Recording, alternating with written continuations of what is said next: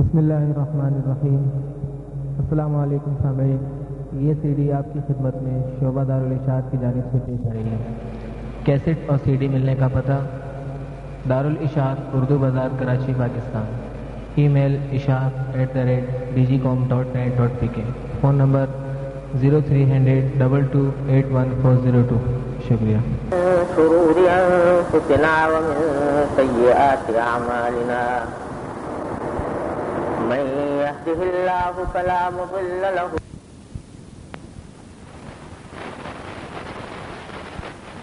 أن لا إله إلا الله وحده لا شريك له، وأشهد أن سيدنا وسندنا ونبينا ومولانا محمدا عبده ورسوله، صلى الله تعالى عليه وعلى آله وأصحابه وبارك وسلم تسليما كثيرا. أما بعد، عن عمرو بن شعيب عن أبيه عن جده رضي الله تعالى عنه عن النبي صلى الله عليه وسلم قال: يحشر المتكبرون يوم القيامة أمثال الذر في صورة الرجال، يغشاهم الذل من كل مكان، يساقون إلى سجن من جهنم يسمى بولس، تعلوهم نار الأنيار، ويسقون من عصارة أهل النار طينة الخبال. یہ ایک حدیث ہے جو حضرت عبداللہ ابن عمرو رضی اللہ تعالی عنہما روایت فرماتے ہیں، معروف صحابی ہیں، بڑے عابد و زاہد صحابی تھے۔ وہ روایت فرماتے ہیں کہ نبی کریم سرور دو عالم صلی اللہ علیہ وسلم نے فرمایا کہ متکبرین، تکبر کرنے والے، قیامت کے دن اس طرح ان کا حشر ہوگا کہ وہ چیونٹیوں کی مانند ہوں گے۔ صورتیں تو ان کی انسانوں کی ہوں گی، لیکن ان کا قد و قامت اور ان کی جسامت گھٹا کر چیونٹی کی برابر کر دی جائے گی۔ یعنی وہ دنیا میں اپنے آپ کو بڑا سمجھتے تھے، دوسروں پر اپنی بڑائی جتلاتے تھے، تو اللہ تبارک و تعالی قیامت میں ان کو اس طرح اٹھائیں گے کہ جیسے ایک چیونٹیوں کی طرح چھوٹے ہو کر۔ یغشاہم الذل من کل مکان، ان پر ذلت چھائی ہوئی ہوگی ہر طرف سے۔ یساقون الی سجن من جہنم، اور ان کو ہنکا کر لے جایا جائے گا جہنم کے ایک قید خانے کی طرف، جس کا نام بولس ہے۔ نام بھی حضور اقدس صلی اللہ علیہ وسلم نے بتایا کہ اس قید خانے کا نام بولس ہے، اس طرف ان کو ہنکا کر لے جایا جائے گا۔ تعلوہم نار الانیار، اور ان کے اوپر آگ ہی آگ کی بھرمار ہوگی۔ ویسقون من عصارۃ اہل النار طینۃ الخبال، اور ان کو دوزخی لوگ، جہنمیوں کے جسم سے بہتے ہوئے خون اور پیپ کا جو عصارہ ہے، یعنی اس کا جو بدبودار پانی ہے، وہ ان کو دیا جائے گا پینے کے لیے، جس کو طینۃ الخبال کہا گیا ہے حدیث میں۔ یہ انجام بتایا متکبرین کا کہ اللہ جل جلالہ کو کبر اور تکبر کی بیماری اور اس کا یہ گناہ اس قدر ناپسند ہے کہ جیسے پچھلی حدیثوں میں آپ نے پڑھا ہے اسی باب کے اندر کہ اللہ جل جلالہ نے فرمایا کہ بڑائی تو میری چادر ہے، لہذا جو شخص مجھ سے اس میں منازعات کرے گا، جھگڑے گا، میں اس کی گردن مروڑ کر رکھ دوں گا، یہ فرمایا۔ تو اس کا انجام بھی نبی کریم سرور دو عالم صلی اللہ علیہ وسلم نے یہ بتا دیا کہ قیامت میں ایسے لوگوں کے لیے اللہ تبارک و تعالیٰ نے جو عذاب مقرر فرما رکھا ہے، وہ ایک تو یہ ہے کہ جتنا وہ بڑا بنتے تھے اتنا ہی ان کو قیامت میں چھوٹا کیا جائے گا چیونٹی کی شکل میں، اور پھر ان کو ہکا کر اللہ بچائے اس قید خانے کی طرف لے جایا جائے گا جس میں ان کا پینے کا سامان دوزخیوں کے خون اور پیپ کا اتارا ہوگا۔ اللہ تعالیٰ ہر مسلمان کو اس سے محفوظ رکھے۔ یہ حدیث میں نے اس وقت آپ کے سامنے پڑھ دی اس خیال سے کہ ہم اتوار کے دن یہ الادب المفرد سے احادیث پڑھا کرتے ہیں تو تاکہ ناغہ نہ ہو، اور کم از کم ایک حدیث ہو جائے، ورنہ واقعہ یہ ہے کہ اس وقت صورتحال کچھ ایسی ہے مسلمانوں کی کہ اس وقت کسی اور موضوع پر بات کرنے کو دل نہیں چاہتا، لیکن اتفاق سے حدیث بھی وہ آ گئی جس میں اللہ تبارک و تعالی نے متکبرین کا انجام بیان فرمایا، اور اس وقت متکبرین اور تکبر کا جو اعلیٰ ترین مظاہرہ اس وقت ہو رہا ہے دنیا کفر کی طرف سے، اور خاص طور سے امریکہ کی طرف سے، کہ اس نے اپنے آپ کے بارے میں شاید یہ سمجھ لیا ہے کہ خدائی اس کے پاس آ گئی ہے، اور تکبر متکبرانہ بیانات، متکبرانہ کارروائیاں اس دھڑلے کے ساتھ کر رہا ہے جیسے کہ پوری دنیا کی خدائی اس کے قبضے میں آ گئی۔ اعوذ باللہ العلی العظیم۔ اللہ اکبر۔ لیکن اللہ جل جلالہ کی بھی قدرت کے کرشمے ہیں عجیب و غریب، کہ جو ملک اس قدر تکبر کے اندر ڈوبا ہوا ہے اور اس کے آگے لوگ اتنے ڈرے اور سہمے ہوئے ہیں کہ ساری دنیا میں سے کوئی حق کہنے کی جرت نہیں پا رہا، وہ جو دنیا کا طاقتور ترین ملک ہے وہ دنیا کے کمزور ترین ملک کے اوپر حملہ آور ہے۔ ساری دنیا کی سب سے بڑی طاقت جو کہلاتی ہے، اور حملہ آور ہے کس پر؟ ایسے ملک پر جو دنیا میں اس سے زیادہ کمزور اور اس سے زیادہ بے سر و سامان ملک کوئی اور نہیں۔ وہ ملک جس کو اکثر دنیا ملک سمجھنے کے لیے اور حکومت تسلیم کرنے کے لیے تیار نہیں، اس کے اوپر حملہ آور ہے، اور مقابلہ بھی یعنی ہاتھی اور چیونٹی کا بھی مقابلہ نہیں جو اس وقت ہو رہا ہے۔ لیکن اللہ جل جلالہ کی قدرت کا کرشمہ ہے کہ آج ایک ہفتہ پورا ہو رہا ہے کہ بموں کی اور میزائلوں کی بارش ہو رہی ہے اس عظیم ترین طاقت کی طرف سے جس کو سپر پاور کہا جاتا ہے، اور جو خدائی کے دعوے کر رہی ہے، اور اس کمزور ملک کے اوپر ہو رہی ہے جو دنیا کا کمزور ترین ملک ہے، اس کے اوپر ہر رات ہر صبح قیامت توڑی جا رہی ہے بموں کے ذریعے، میزائلوں کے ذریعے، اور ساری طاقت کا زور اس کے اوپر خرچ کیا جا رہا ہے۔ اور تکبر کا عالم تو یہ تھا کہ یہ خیال تھا کہ ایک دو دن کے اندر یہ معاملہ نمٹا دیں گے، لیکن اللہ تبارک و تعالیٰ اپنی قدرت کے کرشمے دکھا رہا ہے کہ ایک ہفتے کی مسلسل بمباری کے باوجود اللہ تبارک و تعالیٰ کے فضل و کرم سے کوئی ایسا بڑا نقصان جو ان کے حق میں مہلک ہو وہ ابھی تک نہیں پہنچا۔ اور بار بار کے اعلانات کے بعد کہ اب ہم زمین سے حملہ کریں گے، لیکن ابھی تک زمین پر ہم سے حملہ کرنے کی جرت نہیں ہو رہی۔ ابھی میرے بھائی صاحب حضرت مولانا مفتی محمد رفیع صاحب عثمانی دامت برکات ان کے پاس کل ہی پرسوں فون آیا ایک صاحب کا کابل سے، تو ان سے پوچھا گیا کہ بھائی آپ کابل کے اندر ہیں، روز بمباری ہو رہی ہے، روز میزائلوں کی قیامت ٹوٹ رہی ہے، تو کیا حال ہے؟ تو ایک جملہ تو انہوں نے کہا ہاں کچھ پٹاخے ضرور چھوٹے ہیں، پٹاخے ضرور چھوٹے ہیں، لیکن اور ان سے کچھ تھوڑی بہت بعض لوگ اس میں زخمی یا شہید بھی ہوئے ہیں، لیکن الحمدللہ جو ہماری طاقت ہے اللہ تعالیٰ کے فضل و کرم سے برقرار ہے، اللہ تبارک و تعالیٰ کے فضل و کرم۔ تو اللہ تعالیٰ یہ دکھا رہے ہیں، دنیا کو دکھا رہے ہیں کہ وہ شخص، وہ ملک جو تکبر اور غرور کے اندر جس کی گردن تنی ہوئی ہے، سینہ اکڑا ہوا ہے، وہ اپنی ساری توانائیاں صرف کر کے ایڑی سے چوٹی تک کا زور لگا کر بھی ابھی تک وہ اپنے مقاصد حاصل نہیں کر سکا۔ اللہ تعالیٰ دکھا رہے ہیں کہ خدائی تیری نہیں ہے، خدائی اللہ کی ہے۔ تو یہ معاملہ ہو رہا ہے. اس اللہ تبارک و تعالیٰ کے اس قدرت کا کرشمہ یہ اللہ تبارک و تعالیٰ کی سنت ہے.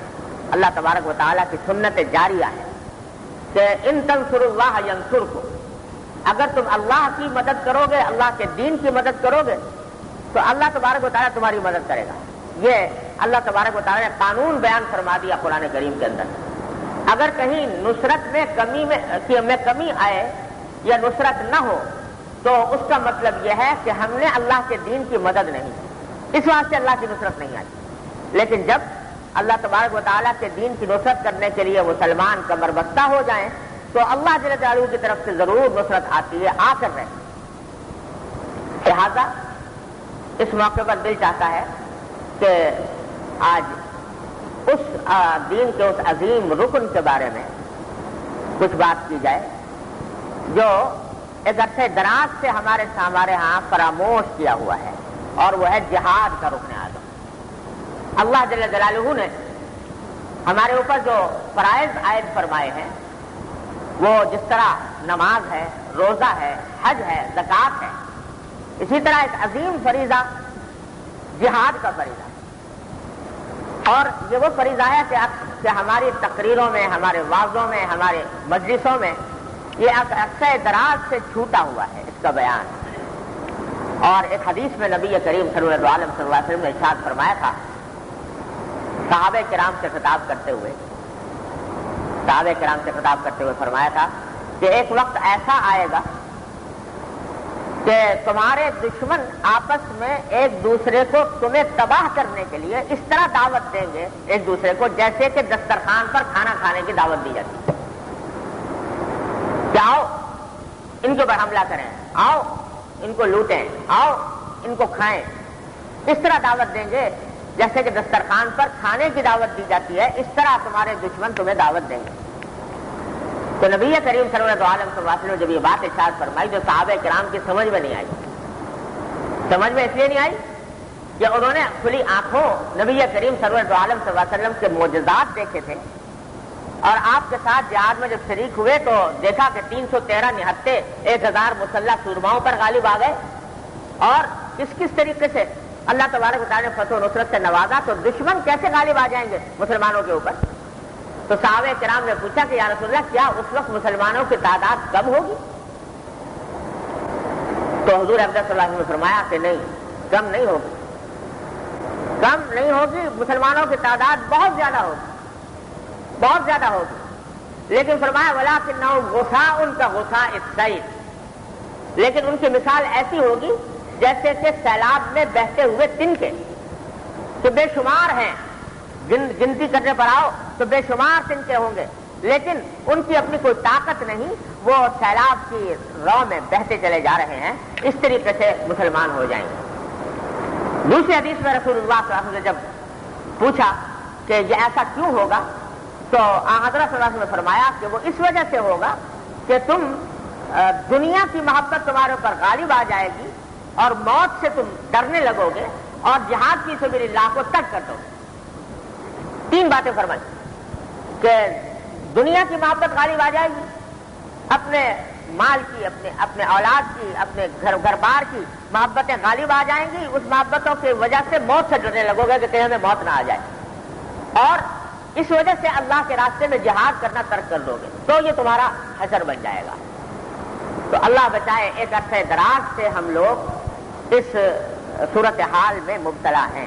کہ جہاد فی سبیل اللہ کو ہم نے چھوڑا ہوا. اس کے نتیجے میں یہ صورتحال پیدا ہوئی. لیکن اللہ تعالیٰ کے فضل و کرم سے پچھلے کچھ دنوں سے اللہ کے کچھ بندے اس نام پر اٹھے، انہوں نے یہ کام شروع کیا.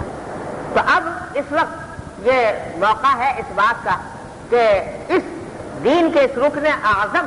یعنی جہاد فی سبیل اللہ کے لیے کے اندر حصہ دار بننے کی سعادت ہر مسلمان حاصل کرے. اس کا کیا طریقہ ہو میں ابھی عرض کروں گا، لیکن کچھ آیتیں ہیں جو قرآن کریم کی ایک خاص پس منظر میں آئی ہیں اور موجودہ حالات میں ان کو سمجھنا اور ان پر عمل کرنا انشاءاللہ مفید ہوگا. قرآن کریم میں آتا ہے کہ الذين استجابوا لله والرسول من بعد ما أصابهم القرح الذين أحسنوا منهم واتقوا أجر عظيم الذين قال لهم الناس إن الناس قد جمعوا لكم فاخشوهم فزادهم إيمانا وقالوا حسبنا الله ونعم الوكيل فانقلبوا بنعمة الله وفضل لم يمسسهم سوء والله ذو فضل عظيم إنما ذلكم الشيطان يخوف أولياءه فلا تخافوهم وخافوني إن كنتم مؤمنين. یہ چند آیتیں ہیں قرآن کریم کی، ان کو ذرا سمجھ لیجئے اور اس کا جو پس منظر ہے وہ ذہن نشین کر لیں. موجودہ حالات کے اندر یہ ہمیں ایک بہت بڑی رہنمائی دے رہی ہیں.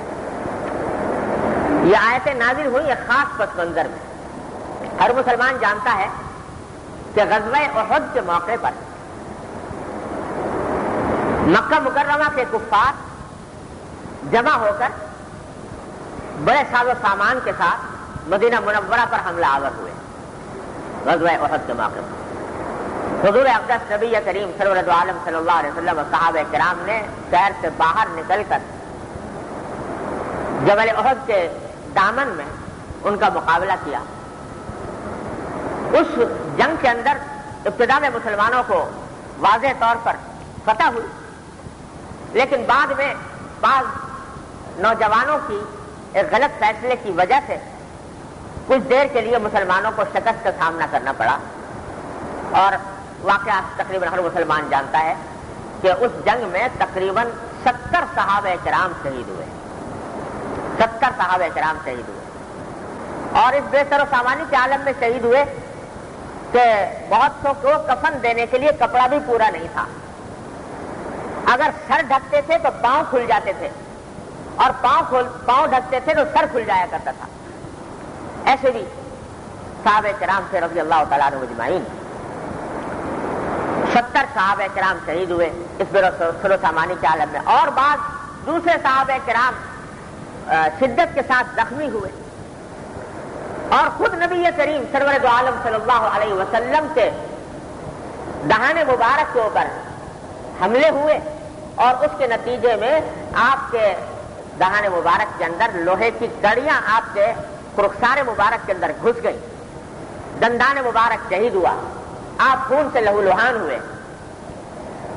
اور پھر بالآخر یہ ہوا کہ ابو سفیان کا جو لشکر حملہ کرنے کے لیے آیا تھا وہ پھر بالآخر مسلمانوں نے اس کے اوپر ایک طرح سے غلبہ پایا اور پھر وہ واپس جانے پر مجبور ہو گیا، واپس چلا گیا. لیکن واپس جانے کے بعد جب کچھ میل کا فاصلہ طے کر کے ایک جگہ قیام کیا تو وہاں ابو سفیان کو کچھ ہوش آیا. وہ اپنے ساتھیوں سے کہنے لگا کہ ہم تو اچھی خاصی جیتی ہوئی جنگ چھوڑ کر آ گئے اور ہم غالب آ چکے تھے مسلمانوں کے اوپر، لیکن اس غالب آنے کے بعد ہم نے اس غلبے سے فائدہ نہیں اٹھایا اور اس کے بجائے ہم لوٹ کر آ گئے تو نہ کچھ مال غنیمت کوئی خاص لے کر آئے، نہ کوئی قیدی لے کر آئے، نہ مدینے پر قبضہ ہمارا ہو سکا. تو اس نے کہا کہ میرا یہ خیال ہوتا ہے کہ اب ہم دوبارہ پلٹ کر حملہ کریں مدینہ منورہ پر. اس وقت مسلمان زخموں سے چور ہیں اور لڑائی سے تھکے ہوئے ہیں، اور اس حالت کے اندر اگر ان کے اوپر حملہ کریں گے تو مسلمان اس حملے کی تاب نہیں لا سکیں گے اور ہمیں مکمل فتح مدینہ منورہ پر حاصل ہو جائے. تو اس کے ساتھیوں نے بھی بعض لوگوں نے تائید کی کہ ہاں یہ بات صحیح ہے اور ہمیں دوبارہ پلٹ کر حملہ کرنا چاہیے. لیکن ساتھ ساتھ اس کے دل میں یہ خوف بھی تھا کہ کہیں ایسا نہ ہو کہ دوبارہ حملہ کریں اور دوبارہ حملے کرنے کے نتیجے میں خامخواہ شکست سے دوچار ہو جائیں. لہذا ایک تدبیر یہ کی کہ ایک شخص وہاں سے جا رہا تھا، نعیم نام ہے اس کا، نعیم ابن مسعود ثقفی، مدینہ منورہ کی طرف جاتا ہوا نظر آیا. اس سے پوچھا بھائی کہاں جا رہے ہو؟ کہا کہ میں مدینہ جا رہا ہوں. کہا کہ ہمارا ایک کام کرو، ہم تمہیں اس کا بڑا معاوضہ دیں گے،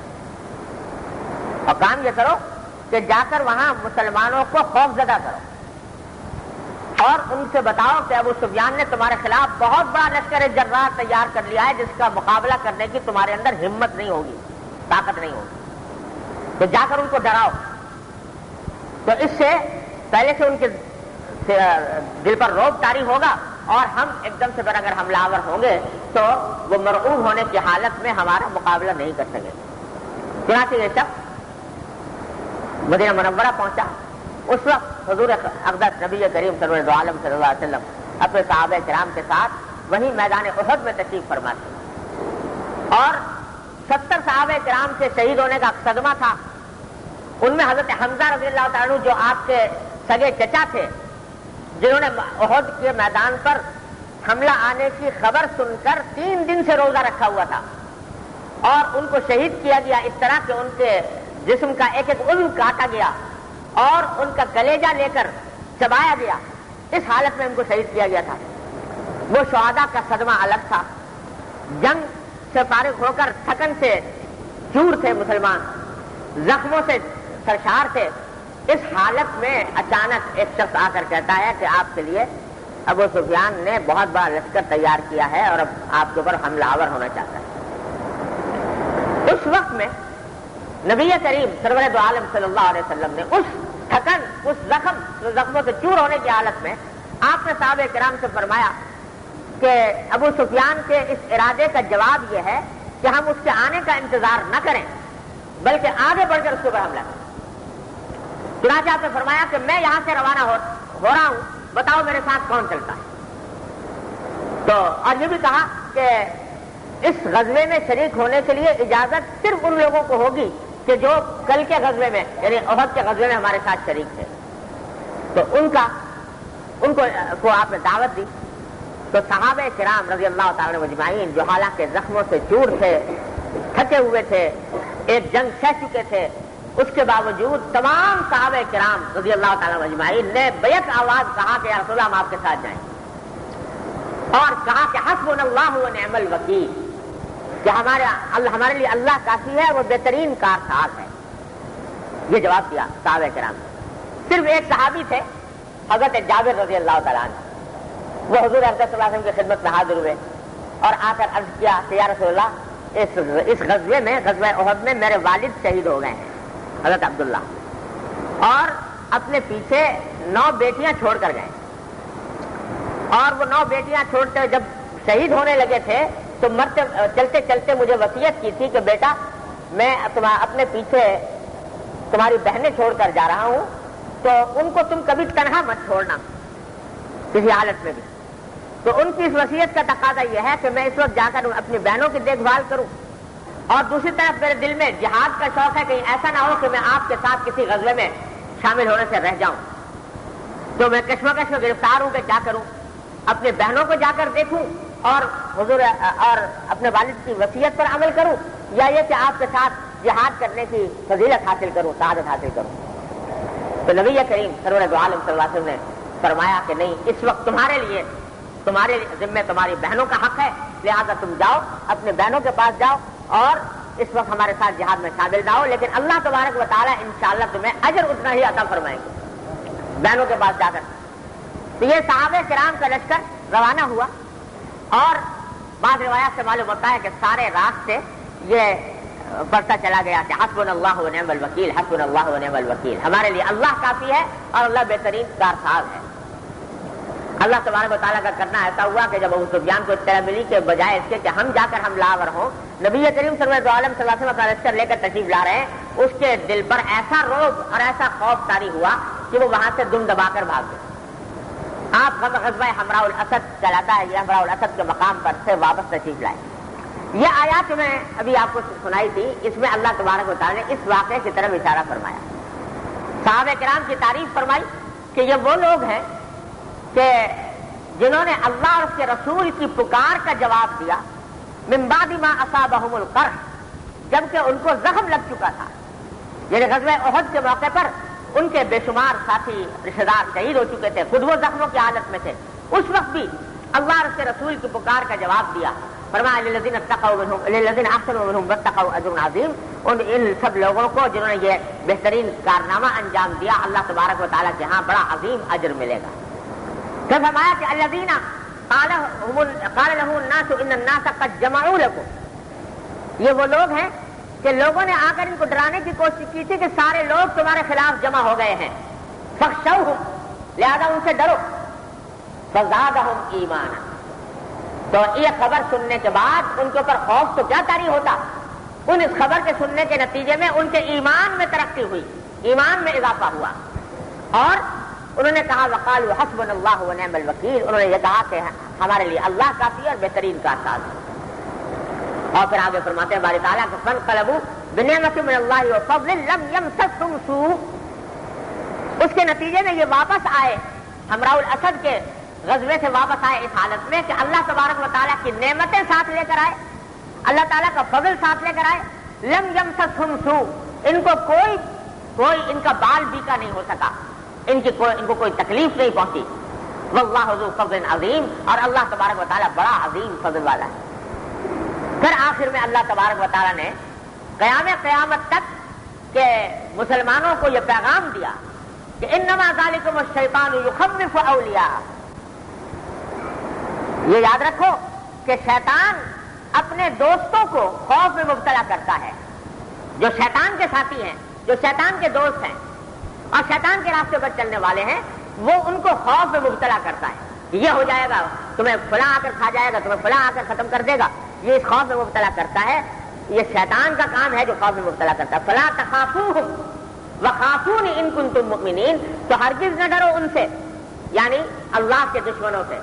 ہاں مجھ سے ڈرو، وخافونی، مجھ سے ڈرو اگر واقعی ایمان رکھنے والے ہیں. یہ پیغام دیا ساری آنے والے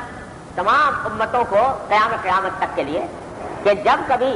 اس قسم کا مقابلہ ہو اور اس میں تمہیں ڈرانے والے ڈرائیں کہ یہ اعدائے اسلام اور دشمنان اسلام تمہیں تباہ و برباد کر دیں گے، تو ان سے ڈرنے کے بجائے مجھ سے ڈرو اگر ایمان رکھتے ہو. تو انشاءاللہ وہی انجام ہوگا جو غزوہ حمراء الاسد کے اوپر اللہ تبارک و تعالی نے صحابہ کرام کو دکھلایا. تو فانقلبوا بنعمت من اللہ وفضل لم یمسسہم سوء. اور بھروسہ مجھ پر رکھو، حسبنا اللہ. یہ کہو کہ حسبنا اللہ ونعم الوکیل. تو چنانچہ بزرگوں نے فرمایا کہ ایسے مواقع پر جب بھی کوئی خطرہ پیش آئے، جب بھی کوئی خطرہ پیش آئے، جب بھی کوئی بڑا معاملہ پیش آ جائے جس کے بارے میں آدمی کو فیصلہ کرنا مشکل ہو رہا ہو، تو اس وقت میں یہ کلمہ انسان کو کہتے رہنا چاہیے، اس کا ورد رکھنا چاہیے، حسبنا اللہ ونعم الوکیل، حسبنا اللہ ونعم الوکیل. یہ کلمہ پڑھنے کا ہے ایسے موقع پر. لیکن ایک بات اور ساتھ میں عرض کر دوں کہ ایک حدیث میں نبی کریم سرور دو عالم صلی اللہ علیہ وسلم نے اس کلمے سے پڑھنے کا طریقہ بھی بتایا. وہ یہ کہ یہ کلمہ فائدہ مند اس وقت ہوتا ہے حسبنا اللہ ونعم الوکیل کا، جبکہ انسان اپنے بس میں جتنی کوشش ہے وہ کر گزرے، اور وہ کر گزر کر پھر کہے کہ حسبی اللہ ونعم الوکیل، تب تو ہے وہ فائدہ مند. لیکن جو بس میں ہے وہ کوشش کرے نہیں، ہاتھ پر ہاتھ رکھ کر بیٹھا رہے گھر میں، تو اس میں اس کلمے کے پڑھنے سے کوئی پھر وعدہ اللہ تبارک و تعالیٰ کی طرف سے مدد ہونے کا نہیں. وعدہ مدد ہونے کا اس وقت ہے جبکہ اپنی طرف سے جو کوشش ہو سکتی ہے وہ کر گزرے. دیکھو جیسے صحابہ کرام رضی اللہ تعالیٰ مجمعین، انہوں نے حسبنا اللہ ونعم الوکیل کہنے پر اکتفا نہیں کیا، بلکہ روانہ ہو گئے اور ساتھ راستے میں پڑھتے چلے گئے حسبنا اللہ ونعم الوکیل، حسبنا اللہ ونعم الوکیل. تو جو آدمی جو اس انسان کے بس میں ہے وہ کر گزرے اور پھر اللہ پر بھروسہ کرے، پھر کہے حسبنا اللہ ونعم الوکیل، تو فائدہ مند ہوتا ہے. یہ وضاحت فرمائی نبی کریم صلی اللہ علیہ وسلم نے ایک حدیث میں آتا ہے کہ ایک شخص کا مقدمہ حضور اقدس صلی اللہ علیہ وسلم کے پاس پیش ہوا، اور وہ آپ کے سامنے یہ مسئلہ آیا کہ ان دونوں میں کون ظالم ہے کون مظلوم ہے. تو آپ نے ظالم کے خلاف فیصلہ کر دیا اور مظلوم کے حق میں فیصلہ کر دیا. جب وہ شخص جس کے خلاف فیصلہ کیا گیا تھا جب وہ وہاں سے اٹھا تو یہ کہنے لگا کہ حسبی اللہ ونعم الوکیل. اس وقت اس نے کہا حسبی اللہ ونعم الوکیل کہ میرے لیے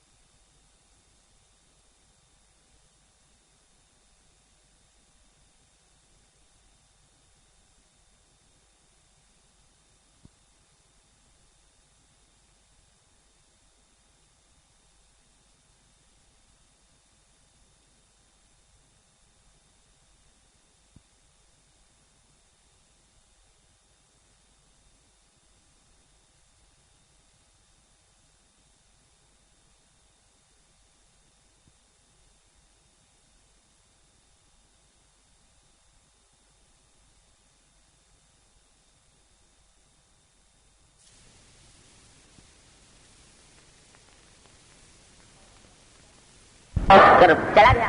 حضور اقدس صلی اللہ علیہ وسلم نے فرمایا کہ ذرا اس کو واپس بلاؤ. بلایا گیا.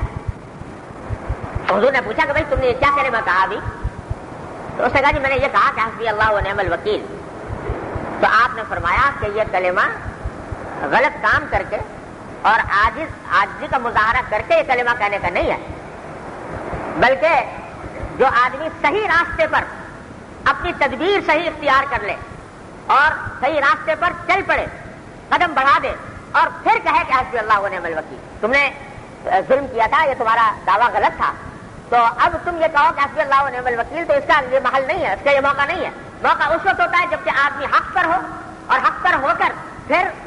سیدھے راستے پر چلے اور اپنے بس کی جتنی کوشش ہے وہ کر گزرے، پھر کہے کہ حسبی اللہ و نعم الوکیل، تو پھر اس کا فائدہ ہوتا ہے، پھر اللہ تعالیٰ کی طرف سے مدد آتی ہے. تو اس سے معلوم ہوا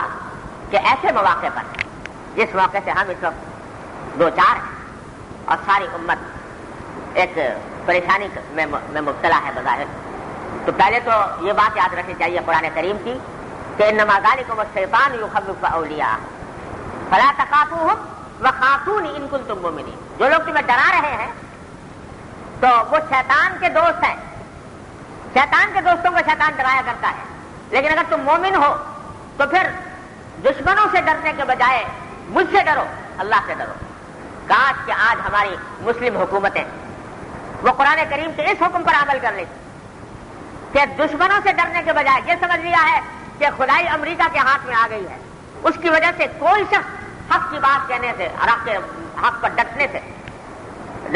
ڈر رہا ہے. اگر وہ یہ بات ملحوظ رکھ لیتے جو قرآن کریم میں فرمائی کہ ان سے نہ ڈرو مجھ سے ڈرو اگر ایمان رکھنے والے ہو، تو آج امت اسلامیہ کا مسئلہ حل ہو گیا. اللہ تبارک و تعالیٰ نے اس امت اسلامیہ کو ایسا بنایا ہے، ایک ایسے زنجیر میں پرویا ہے، مراکش سے لے کر انڈونیشیا تک ان کا ایک تار بنا ہوا ہے اسلامی ملکوں کا. اللہ تبارک و تعالیٰ نے دنیا کے بہترین وسائل ان کو مہیا فرمائے ہیں. ان کے پاس وہ سرمایہ ہے جو دنیا جس کے اوپر رش کرتی ہے. ان کے پاس تیل ہے جس کے بارے میں کہا گیا کہ وہ زر سیال ہے، بہتا ہوا سونا ہے، وہ مسلمانوں کے پاس موجود ہے. اور یہاں تک یہ مقولہ مشہور ہو گیا کہ جہاں مسلمان ہوتا ہے وہاں تیل ہوتا ہے. یہ اللہ تبارک و تعالیٰ نے یہ وسائل عطا فرمائے ہیں. بہترین انسانی وسائل اللہ تبارک و تعالیٰ نے اس قوم کو عطا فرمائے. یہ ساری دنیا کے بیچوں بیچ آباد ہیں. ان کے پاس جنگی حکمت عملی کے اعتبار سے وہ مقامات ہیں کہ جو اگر یہ ان کو صحیح استعمال کریں تو ساری دنیا کا ناطقہ بند کر سکتے ہیں. ان کے پاس آپ باسفورس ہے، ان کے پاس نہر سویز ہے، ان کے پاس وہ جنگی حکمت عملی کے وہ مقامات ہیں کہ ساری دنیا کا ناطقہ بند کر سکتے ہیں. اور انہی کا روپیہ ہے جو در حقیقت امریکہ کو امریکہ بنائے ہوئے ہیں. ان کے روپے وہاں جا کر وہاں کے بینکوں کے اندر رکھے ہوئے ہیں. آج اگر یہ وہ روپیہ نکال لیں تو ان کی معیشت بیٹھ جائے. یہ ساری کی ساری طاقتیں اللہ تبارک و تعالیٰ نے عطا فرمائی ہوئی ہیں، لیکن وہ ساری طاقتیں اس وجہ سے بے اثر ہو گئی ہیں کہ خوف اللہ تبارک و تعالیٰ کے اوپر بھروسہ نہیں، اللہ تبارک و تعالیٰ کی طرف نگاہ نہیں. اور حکومتیں ایسی مسلط ہیں جو خود امریکہ کے کارندے ہیں، ان کے اہلکار ہیں، ان کے پٹھو ہیں، جو ساری مسلم دنیا کے اوپر مسلط ہیں. اس کے نتیجے میں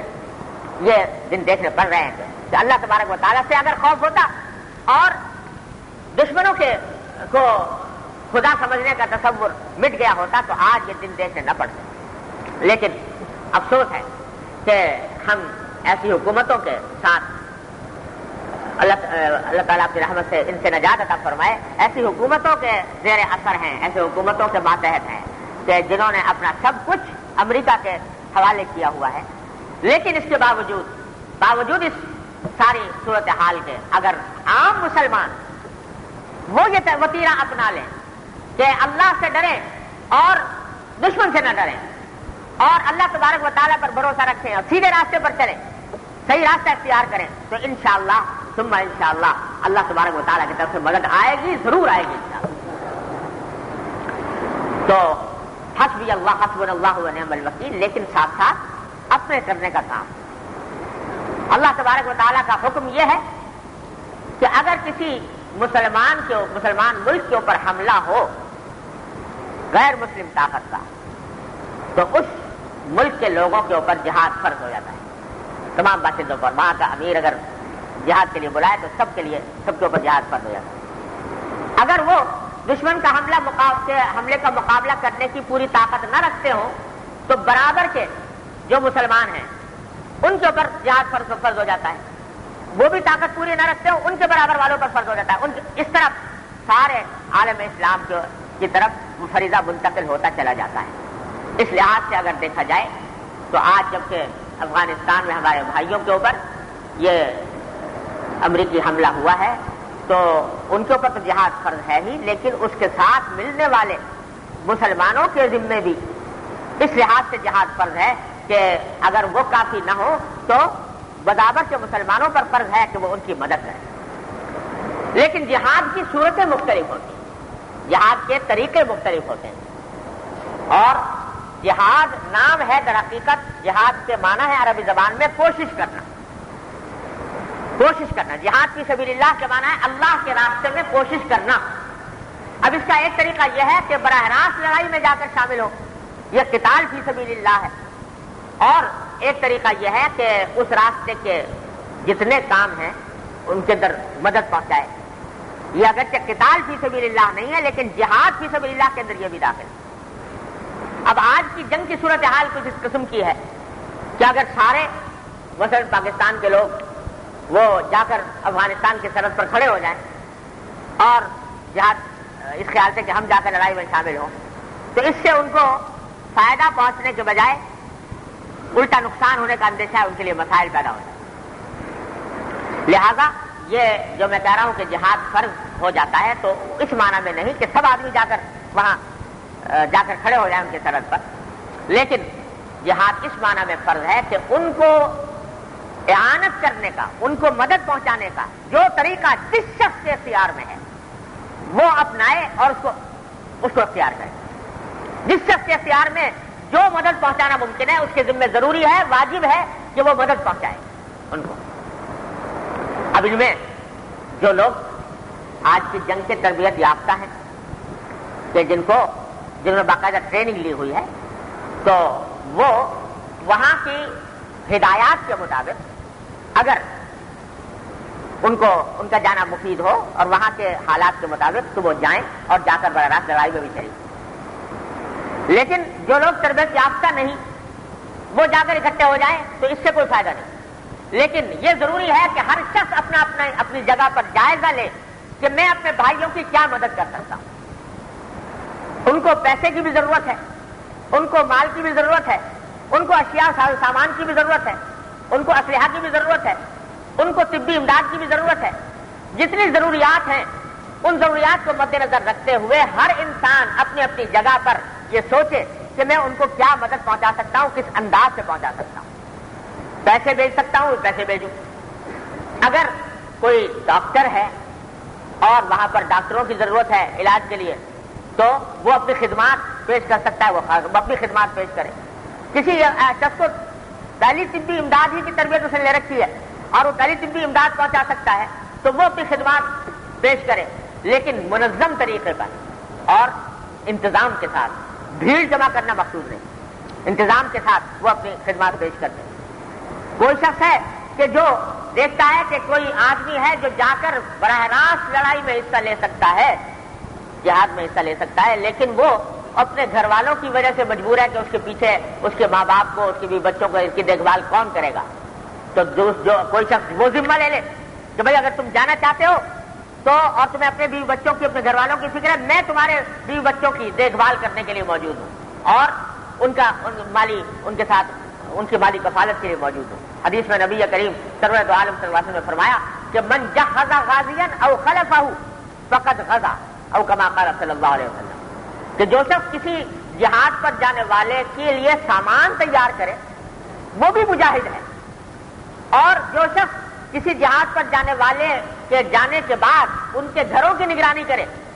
اور ان کے گھروں کی کفالت کرے وہ بھی غازی ہے، وہ بھی جہاد میں شامل ہے، اس کو بھی انشاءاللہ وہی ثواب ملے گا جو جہاد کرنے والے کو ملتا ہے. یہ کام کرے. اس کے علاوہ ان کو مدد پہنچانے کے لیے، ان کو سپورٹ دینے کے لیے جو شخص اگر اپنے قلم سے کام لے سکتا ہے اپنے قلم کو حرکت میں لائے، زبان سے کام لے سکتا ہے زبان کو حرکت میں لائے، اور جو حکومتیں غلط راستے پر چل رہی ہیں، ہماری حکومت نے بھی افسوس ہے غلط فیصلہ کر لیا، اس راستے غلط راستے پر چل رہی ہیں، تو ان حکومتوں کو کے سامنے احتجاج کر کے ان کی حمایت کا اظہار کرے، یہ بھی جہاد کا ایک حصہ ہے۔ البتہ یہ ضروری ہے کہ اس احتجاج میں شرعی احکام کی رعایت رکھی جائے، اس میں کوئی کام شریعت کے خلاف نہ ہو۔ توڑ پھوڑ، آگ لگانا اور املاک کو نقصان پہنچانا یہ شرعاً حرام ہے، بالکل کسی بھی مسلمان کی املاک کو نقصان پہنچانا حرام کام کر کے آدمی جہاد نہیں کر سکتا،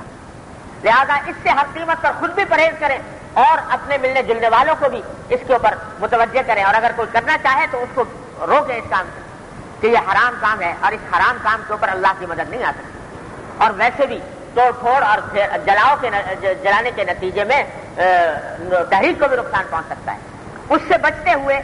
اپنے جذبات کے اظہار کے لیے احتجاج کے جو طریقے ہیں ان کے اندر حصہ لیں، یہ بھی ایک مدد ہے ان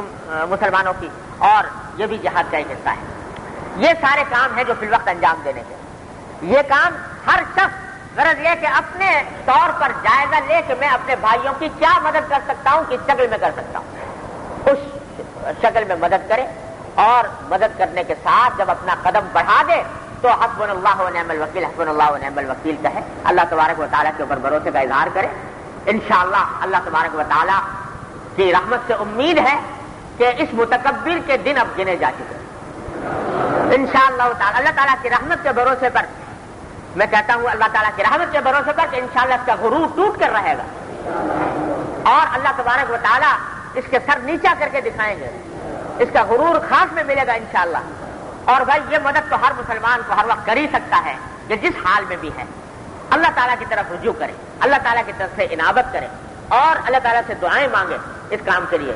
اللہ تبارک و تعالیٰ سے رو رو کر گڑ گڑا کر اللہ تبارک و تعالیٰ سے بچل کر دعائیں مانگے اللہ تبارک و تعالیٰ سے کہ یا اللہ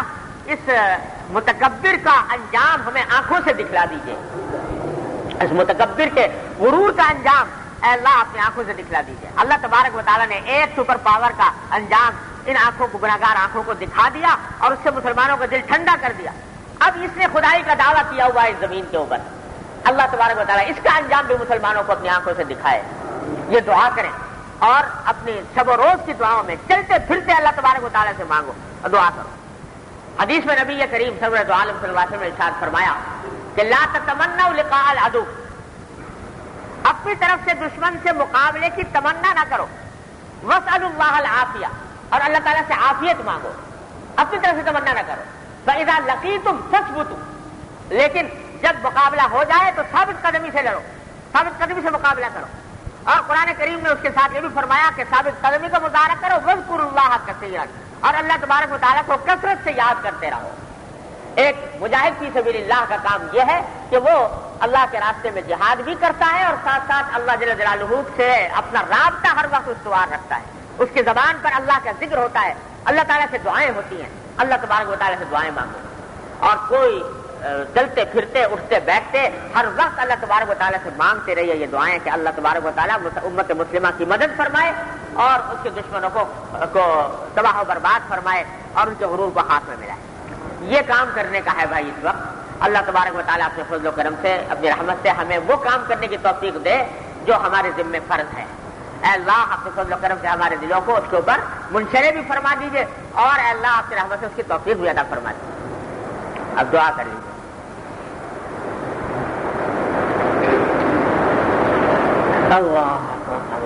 مالی امداد کے لیے جو اس وقت ہمارے سامنے راستے ہیں، دو ادارے ہیں،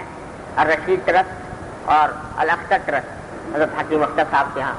تو ان کے ہاں سے کہ ان کی معرفت رقمیں وہاں پر بھیجی جا سکتی ہیں۔ مسلمانوں کو چاہیے کہ بڑھ چڑھ کر زیادہ سے زیادہ جتنا ہو سکے اپنے بھائیوں کی مدد کے لیے وہ رقمیں ان کے ذریعے روانہ کریں اور بھیجنے کا اہتمام کریں۔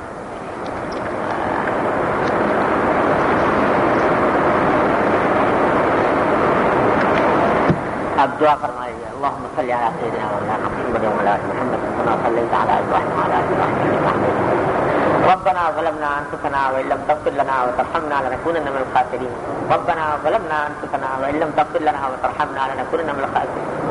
ربنا ظلمنا انفسنا وان لم تغفر لنا وترحمنا لنكونن من الخاسرين واعف عنا واغفر لنا وارحمنا انت مولانا فانصرنا على القوم الكافرين انت مولانا فانصرنا على القوم الكافرين